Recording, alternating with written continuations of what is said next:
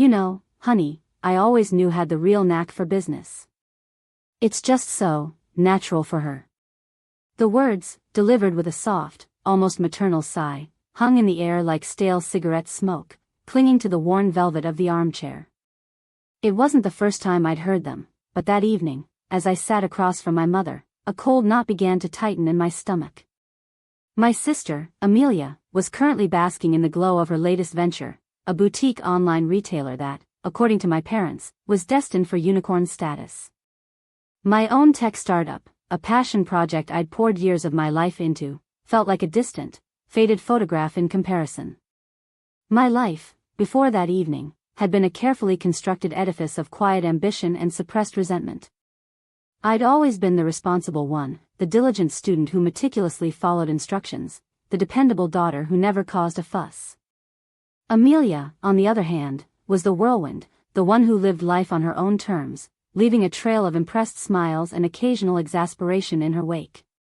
Our parents, traditional to their core, saw her dynamism as a strength, her impulsivity as charm. My quiet perseverance? That was just me. I remember one Christmas, years ago. Amelia, barely out of college, had secured a small seed investment for a vaguely defined, lifestyle app. My parents, beaming, had presented her with a significantly larger monetary gift than they'd given me that year, a gift specifically earmarked for her business. When I'd gently pointed out that my own company, which had just secured its first major client and was on the cusp of real growth, might appreciate similar support, my father had patted my hand dismissively. "Don't worry, sweetheart. You'll be fine. You always manage. Amelia needs this to get started. It's an investment in potential." The implication was clear, my potential was already realized, my needs were secondary. Then there was the family vacation to the coast. Amelia had been regaling us with tales of her company's expansion, detailing potential partnerships and her dazzling vision. My parents hung on her every word, their faces alight with pride.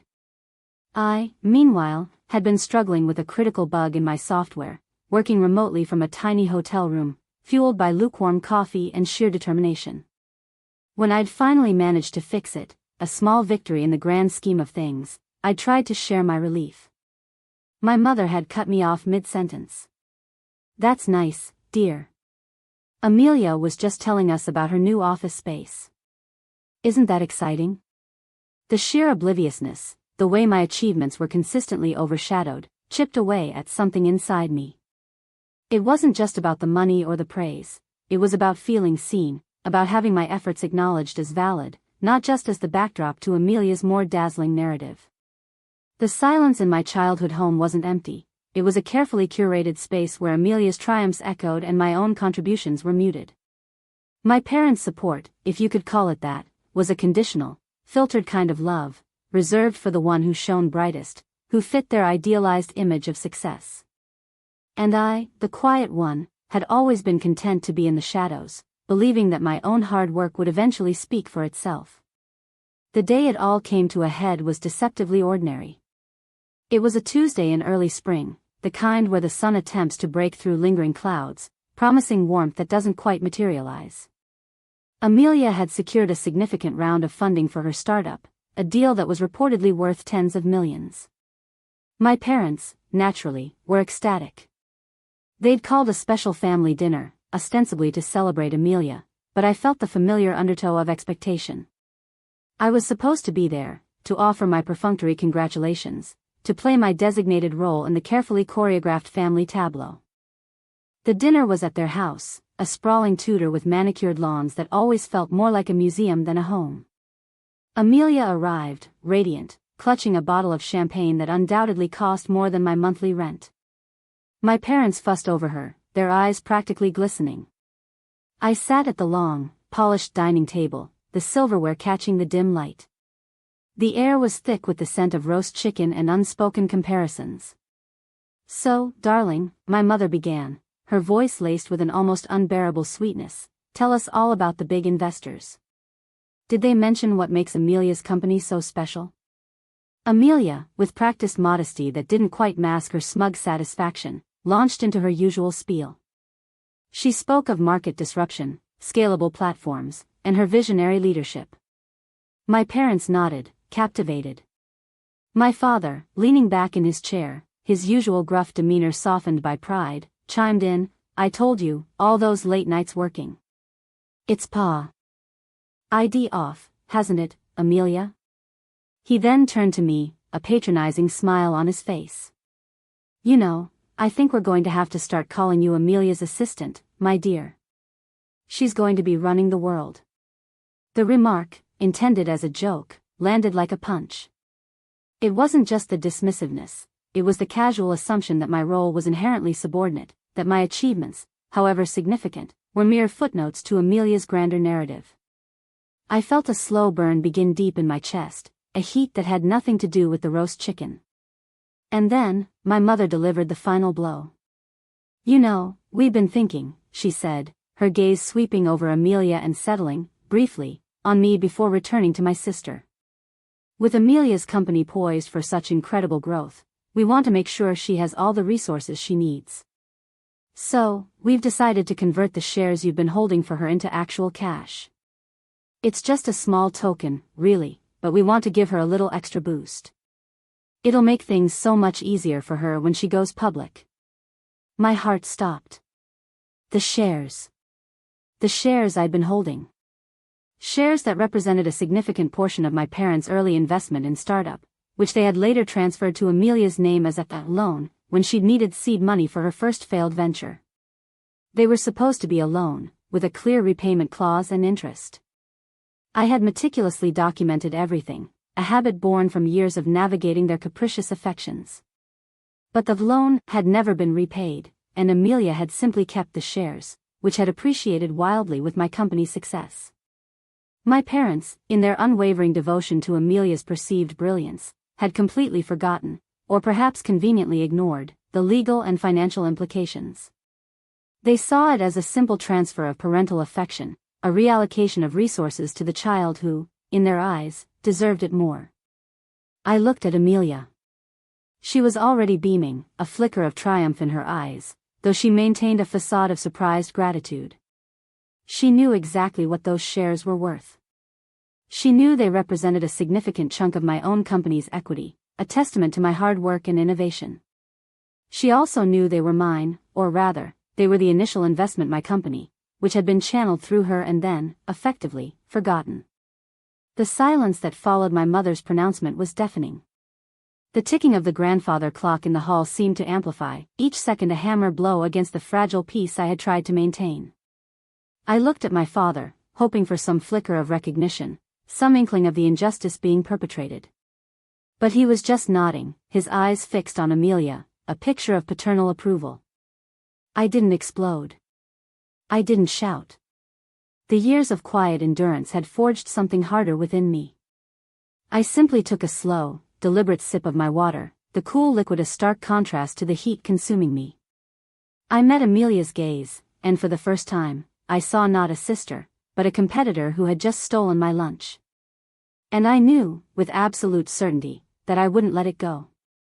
The next few weeks were a study in controlled fury. I didn't confront my parents. I didn't engage in tearful pleas with Amelia. Instead, I turned inward, my focus narrowing with an intensity one hadn't known I possessed. I spent hours poring over legal documents, financial records, and the original shareholder agreements. My quiet nature, so often mistaken for meekness, was actually a deep-seated capacity for meticulous planning and ruthless execution. I contacted my lawyers. They listened patiently as I laid out the situation, the years of subtle favoritism, the outright financial maneuvering that had benefited Amelia at my expense.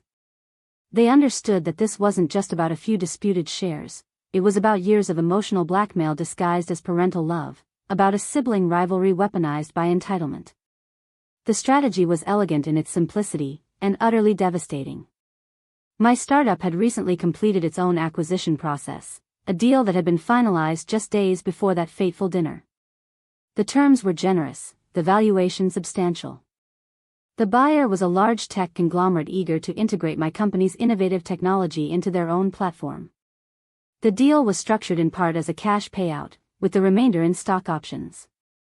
The cash portion alone was enough to silence any lingering doubts about my own success. With my lawyer's guidance, I initiated a formal legal request to my parents. It wasn't a demand, it was a stark reminder of the original loan agreement, complete with accrued interest and a demand for immediate repayment of the principal, the shares they had held in my company that were now worth an astronomical sum due to its successful acquisition. I attached the finalized acquisition agreement as Exhibit A, a document that laid bare the true value of the asset they had so casually dismissed. The legal notice was delivered via registered mail. I didn't watch my parents receive it. I didn't need to. I knew the ripple effect it would create. The initial response, as expected, was a torrent of bewildered, then furious, phone calls and texts. My mother, of course, was hysterical. "How could you do this? After everything we've done for you. This is a betrayal." My father was more measured, but no less incensed. "This is a shakedown. You're trying to extort your own parents." I responded to each one with calm, factual replies, citing the loan agreement, the repayment clause, and the now liquidated value of the shares. I refused to engage in emotional arguments. I kept the conversation strictly business. Amelia, naturally, was beside herself. Her carefully constructed image of effortless success was beginning to crumble. The shares she'd been holding, the ones that were supposed to be converted to cash for her boost, were now subject to a legal claim from me. The very foundation of her perceived financial security, the narrative of her inevitable ascent, was being dismantled. She sent me a furious text, "You're insane. Those shares are mine. Mom and Dad gave them to me." I replied with a single sentence. The agreement stated a loan, with repayment due upon acquisition. My company was acquired. The loan is now due. The ensuing chaos was predictable. My parents, blinded by their ingrained favoritism and their belief in Amelia's entitlement, were furious. They tried to leverage their familial influence. They contacted my extended family, painting me as the villain, the greedy daughter trying to bankrupt them. The flying monkeys, as I mentally dubbed them, were swift and predictable. Aunt Carol called, tut-tutting about family loyalty. My Uncle David offered unsolicited legal advice based on some vague television drama. But the tide was turning. As the legal notices began to circulate, and the sheer magnitude of my company's valuation became undeniable, the narrative began to shift. The facts, cold and unyielding, spoke louder than any emotional appeals. The shareholder agreement, a document I had meticulously drafted years ago, was irrefutable. The loan was real, and the repayment terms were clear. The moment of true reckoning for Amelia came when her own legal team reviewed the documentation I had provided. They understood the implications. The shares weren't a gift, they were a loan, and the borrower was now legally obligated to repay their value. The acquisition of my company had triggered the repayment clause. The conglomerate that bought my startup had paid $72 million. My parents, who had initially invested a pittance in my company and then loaned those shares to Amelia, were now legally on the hook for their current, staggering market value. I saw Amelia's face change at a rare family gathering a month later. She'd tried to maintain a brave front, but the strain was evident. She was cornered. Her lawyers had advised her that the most prudent course of action was to settle, to pay me the value of the shares, rather than face a protracted legal battle that would expose her and her parents' financial maneuvering. She had to liquidate her own assets, including a significant portion of the funding she had recently secured. The boost she had anticipated had become a drain. She approached me, her face pale, her usual effervescence replaced by a brittle desperation. I can't do this," she whispered, her voice trembling. "My lawyers said, they said I have to pay you. All of it." She looked at me, her eyes pleading. "Can't we just work something out? A payment plan?" I looked at her, at the woman who had been the recipient of so much unearned favor, who had reveled in my overshadowing, who had benefited from my parents' blind adoration. I felt no triumph, no glee. Just a profound, chilling emptiness. The years of resentment had finally been transmuted into something solid, something that had cost me dearly in emotional energy, but had ultimately delivered a stark, undeniable justice. "The payment has been made," I said, my voice level. "The agreement is settled." I didn't elaborate. I didn't explain that the acquisition funds had cleared, and the legal demand had been satisfied. The money was mine. The debt was repaid. She stood there, speechless, the realization dawning on her face, the utter finality of it all. Her narrative of effortless success had been irrevocably shattered. She had built her ambitions on a foundation that I had laid, and when that foundation was legally reclaimed, her entire structure had collapsed. My parents, stripped of their ability to dispense unconditional favoritism, were left to grapple with the consequences of their choices. The legal obligation to repay me was theirs, as they were the original guarantors of the loan. The $72 million payout from my acquisite Ion, a sum that had cemented my own financial independence, was now the source of their considerable distress. They had to liquidate assets, sell properties, and essentially drain their savings to meet the legal demand. Their image as benevolent patrons of Amelia's brilliance was replaced by the reality of their financial liability, a liability born from their misguided favoritism. The family dynamics fractured further. Some relatives, seeing the undeniable legal evidence, quietly distanced themselves from Amelia and my parents. Others, fiercely loyal to Amelia, continued to cast me as the villain. But their opinions no longer held any weight. I had achieved my objective, not revenge, but emotional justice. I had reclaimed what was rightfully mine, not just financially, but in terms of recognition and validation. The silence that followed was different now. It wasn't the oppressive silence of being overlooked. It was the quiet of resolution. I had no desire to gloat, no need to rub it in. The satisfaction came from the cold, precise execution of a plan that had taken years to mature. It was the quiet hum of a system that had finally corrected itself, albeit through a painful, costly process.